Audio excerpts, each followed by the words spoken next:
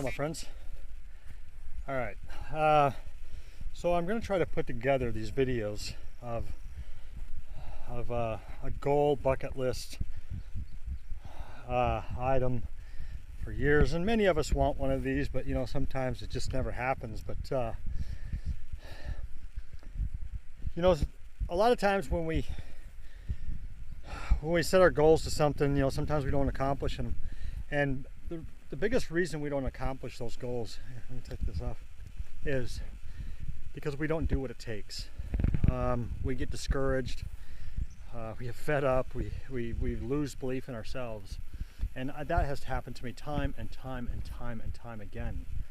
But, you know, I'm just not going to give up. I mean, one thing, you know, sometimes you got to take a break from some things, and but after hiking the Appalachian Trail, that was like the first big thing I ever accomplished. I mean, other than a career, you know, things like that. But as far as something for myself, and myself alone, that was hiking the Appalachian Trail. But now, you know, time to come back and do things for family again, and myself, of course. But building a cabin, a year-round cabin, mind you, not just a seasonal cabin, but we got the excavation done, and I got very little video and photos of that, but that's been sitting there for, I don't know, 3 weeks, I think. Finally got a permit and whatnot, but anyhow, so you can kind of see I actually cleared some trees out of here that was in here before, and I obviously there's some photos, I believe I've already showed those, but there were some trees we had to cut down and get rid of, and to open this up so I can have a walkout basement along with a cabin that'll span about 22 feet from the main floor, plus another 8 feet, you know, for the walkout basement. So that's going to be pretty awesome. I chose this spot specifically because it's the downside of this spot is the highway is right there. Okay. Those pine trees you see over there is just this side the highway is, so it's kind of close to the highway. But the good thing about that is in the wintertime when we get lots of snow drifts and stuff, it'll be easier to get out to the highway. But the biggest reason I chose this spot is that view right there. And the chances of anything ever getting built right there is pretty much zero. The guy that owns that uses that for hunting, and I don't ever see him getting rid of it. But no, so this is kind of another goal. I've got some other goals that I've kind of set on the back burner a little bit. I really shouldn't, but just kind of take a break and kind of get focused on something else. And you know, there's been those moments here in the past few weeks that I've felt like, man, am I cut out to do this? Am I going to be able to do this? And it's a big cabin. It's a 50-foot by 28-foot home that I'm gonna build, and it'll be a log cabin. But anyhow, so today I'm getting ready to. I got myself some temporary power coming in, but what I need to do is right up here. You can kind of see where the skid steer is right there.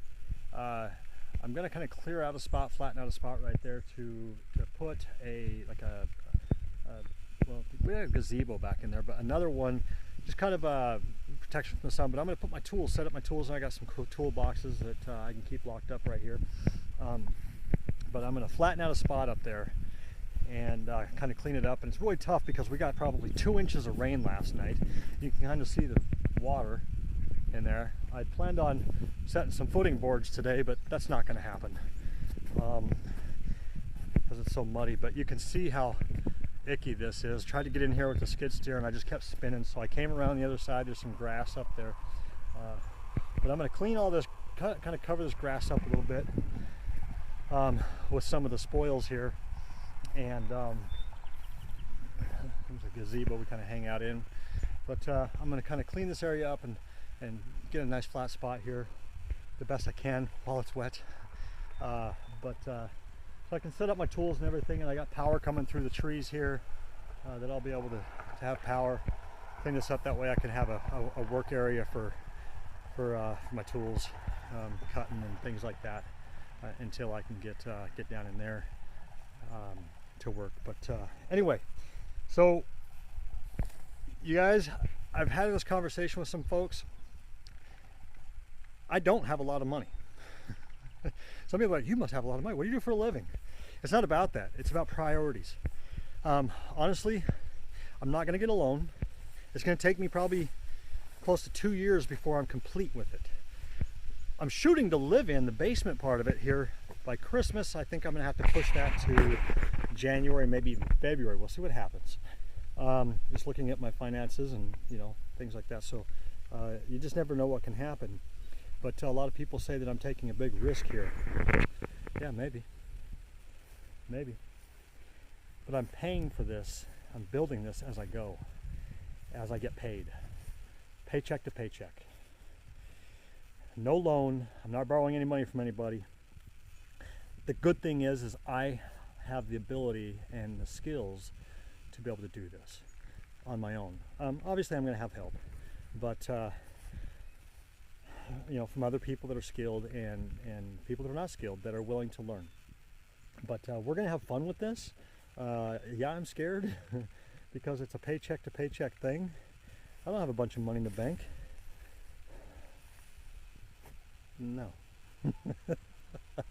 So, but you guys are going to watch something fun, and it's going to take, like I said, a couple of years. We'll do all these videos and segments, and who knows what we got to come. Maybe I'll not do the video, but somebody had mentioned to do a podcast of me building this cabin, just because of the way I'm doing it. And I've been learning how to do video and stuff like that, but yeah, we'll see what happens. But anyway, you guys, I'm going to get back in that skid steer, and I'm going to clean this place up, and we'll see you guys later. Bye-bye.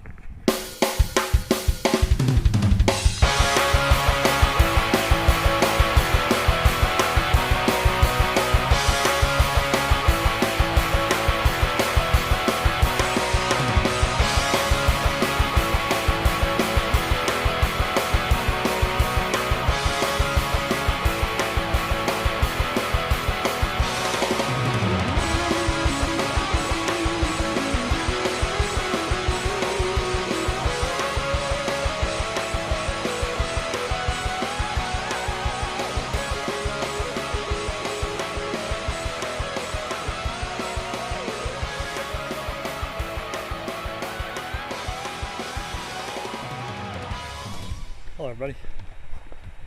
Alright, so I don't remember if I did this or not, but so when I was with you last, I was getting ready to do some landscaping. I got rid of all that and kind of put it elsewhere for now, but in the process of that and almost finishing up, this happened.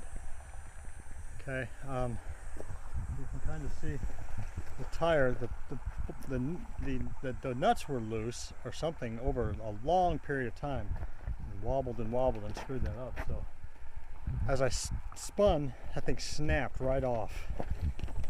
So that's down for a couple of days till I get that fixed. But I did get done what I wanted to get done for the most part. Got that all cleaned up. But if you look here in the hole, we got boards and rebar. So it's just got home from work here a little bit ago, and I'm going to go ahead and now work on my own house. So, but I'm going to go ahead and kind of get started on setting some of these forms up. I got a laser, but it's broke, and I got somebody looking at it right now to see if they can get it fixed for me. So until then, I'm just going to go ahead and kind of preset my forms and use a level to level it up. I don't know if you can see the level on the form over there, but I'm going to go over some of the details of this later on what I'm doing as far as the depth. I'm going a 20 by 10 footing. I was going to go with 24 by 12, then it came down to 24 by 10. Now it's just a 20 by 10. That's all I need to do. But anyway, so I'm going to go ahead and kind of yeah, start presetting some of these forms up, and then I'll get some help. I've actually got a transit, but I need somebody to help me when I'm using the transit. So I will wait for some help on that, and then sorry, get you out of that sun. There we go. get some help on that so I can shoot these in so they can be flat and level, if you will, at the height I want them. There's no specific height except the way I graded this. My focus was that corner there being 8 foot. The back corner is actually going to be 8'6", but we'll go over that later another time. But for now, let's go ahead and start setting some footings up. All right, see you guys in a bit. Bye.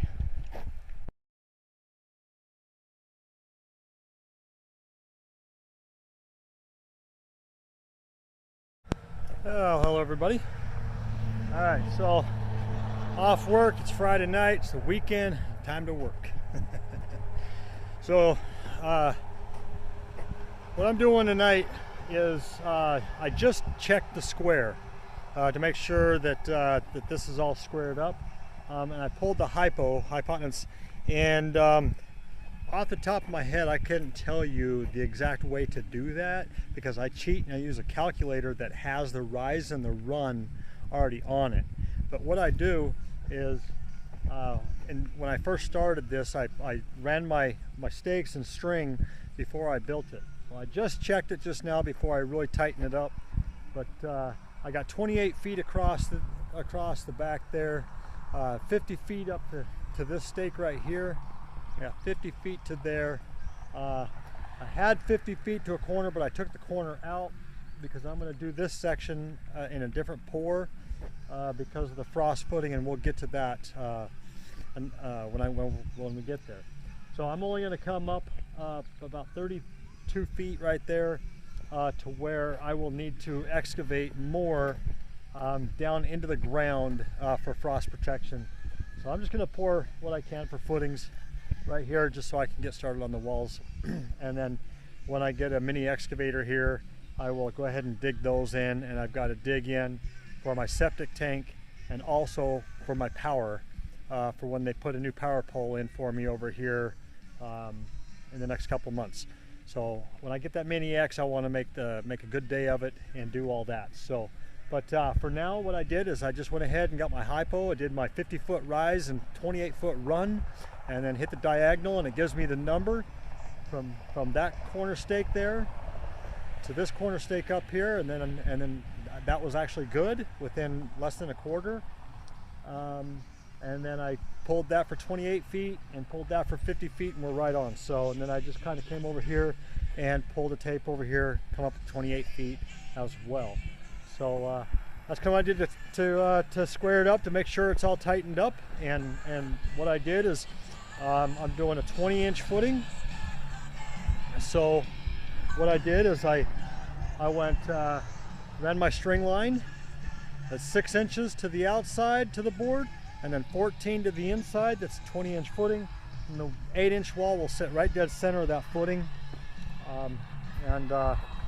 So what I'm going to do now is I'm going to go ahead and pull that string line down, since I know it's all straight and all, and I'm going to do the finish grade in it, make sure that I got about 10 inches of footing or concrete in there, and then I'm going to go ahead and install the bar.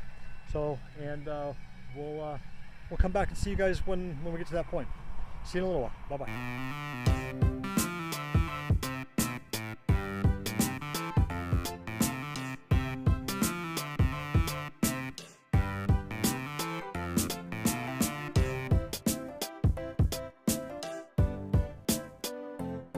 I got my forms all lined up, nailed in, all tight, the grade, the right depth and everything. So, but right now I'm putting rebar in, as you can kind of see in that last little bit of a video, time lapse of course, throwing some rebar in, tying it up off the ground. You can kind of see, if you look down in there, it's up off the ground. I just simply cut wire and tie it up to these 1x2s. I cut some 1x2s long enough, and what I do is I take a drill and drill some holes right where they need to be for the nail. That way don't split, because these 1x2s split with the nail more often than not. So I simply just do a pilot hole into that 1x2. So I got my footings at 20 inches, and so I'll put those holes right there, about 22 inches, 21.5 inches, and then I can drive my nail in. And I'll show you on these. Well, I guess I got them already in around. So and then I'll just tie it up. So we'll let you kind of watch this last little bit of tying the rebar up.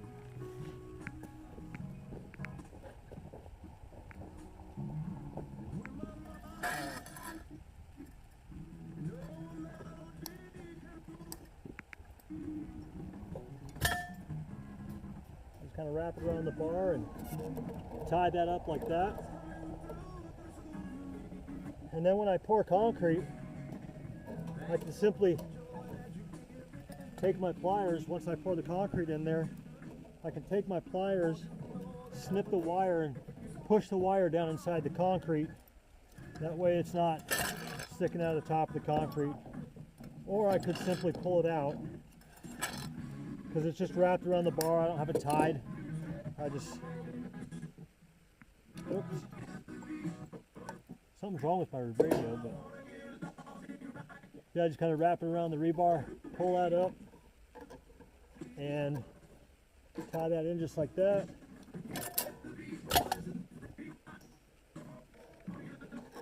Set that up there like that. Bend those over, and then I've got the rebar at center. Got the rebar right in the center of the footing. So it'll be right in the center of the concrete. You can kind of see how that is now, right down the center. So I will continue on going around, getting the rebar tied up. It's already in, already tied. Just got to get it tied up, and then got a couple of little bulkheads to put in, and I'll be ready to pour. Yeah. So I'm probably gonna, well, hurry up and enjoy the sunset as it goes down, but the best part of building the house right here is I get to see that sunset every single night, so pretty awesome. So anyway, guys, we'll oh, and every now and then I see deer come across here, so that's pretty cool. But yeah, we'll see you guys later. Bye bye.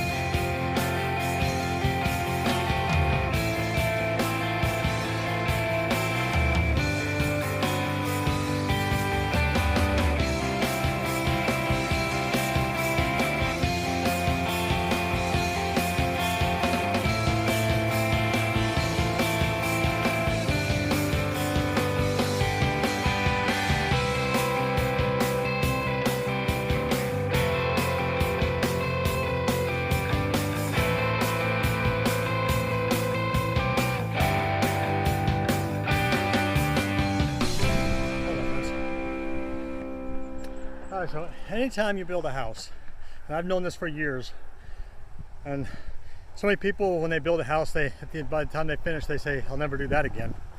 We got footings in, but I'm going to start, well, my intention was to grade this out tonight, but you guys remember when I talked about the skid steer tire, how that came off? Well, I got new rims, got some new wheels. I got to get that on there, but I couldn't really get a jack underneath it the way it was sitting, and when I thought about lifting the bucket up so the butt end would come up, didn't work, so I kind of swirled it around, so I got a little bit of a thing. I'm just going to dig that out around there so that tire will fit inside there, so I can get that back on there. But I got to get new studs put in. I got to beat those in. They probably have a press for them, I don't know, but crazy thing is for the nuts, they take a torque. Well, I went into my shop to get my tools, and my sockets are missing. Most of them. That's neither here or there at this point, but nevertheless, they're missing. So I was already in town once and you know, thinking I'm coming back and being able to get this on and go get my tools, because those are my tools, and they're not there. So whatever. So I'm gonna have to go back to town, which is about 20 minutes, 30 minutes, and get them. But we got rain coming. I was hoping to get this done, because when this gets rained on here and gets wet, it is just a mucky mess, and there's no sense in working in it when it's wet with the skid steer. You guys saw that already. So I don't know if I'm gonna get this done tonight. It's just one of those things. The challenges jump in front of you, and you just gotta roll with the punches and move forward. But I can only hope that the rain stays away and I can go get some new tools and come back and get this done. So I can get them fingers snug tight. That's a start. But hey, we'll see you guys in a while. Bye bye.